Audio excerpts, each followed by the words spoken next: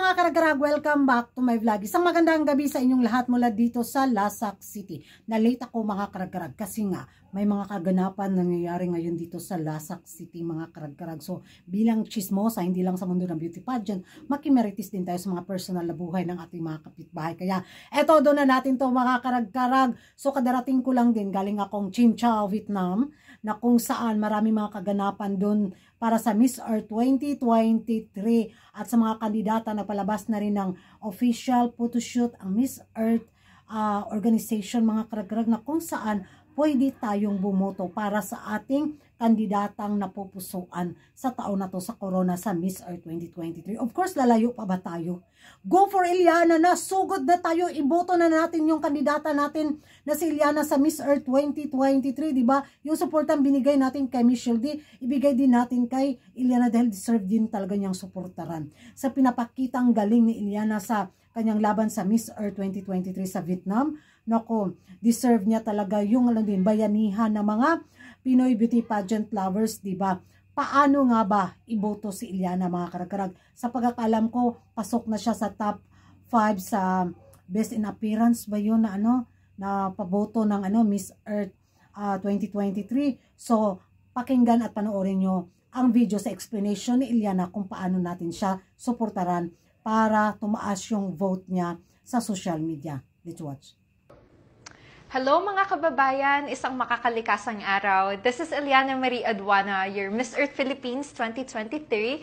At unang-una po sa lahat, maraming salamat po sa pagboto niyo po sa akin, sa ating mga social media platforms, sa botohan natin sa Miss Earth 2023 competition. Maraming salamat po. Grabe yung pagtaas ng likes at share at pagko-comment niyo po. Na-appreciate ko po yun lahat. Maraming salamat po. At sana po patuloy po natin na iboto nyo po ako. Patuloy po sana yung pag-share, like, and comment natin para mas madami yung engagement. At actually po, may dalawa tayong botohan ngayon, no? Sana hindi nakaka-confuse para sa iba. Yung unang voting po natin ay Best in Appearance. Ito po yung long gown. Ayan. So, one react is 1 point, tapos 1 public share is 3 points. We're now currently on the top 5 ng Best in Appearance. So, congratulations po, Philippines. Sana po patuloy natin na pataasin yung likes and shares para mag-number 1 tayo. At yung second voting naman po, yun yung may bayad, which is yung Miss People's Choice Award. So, sana iboto nyo rin po ako. Meron po tayong link dito. Tapos, isasend ko na lang po sa inyo lahat. I hope that we keep on voting para mag-number 1 ang Philippines sa Miss Earth 2023 competition. Again po, may dalawa po tayong voting. Una, yung Best in Appearance, long gown photo yon, yung ginawa namin ng preliminary, which is ito. And then the second one is yung Miss People's Choice Award, which is yung may bayad.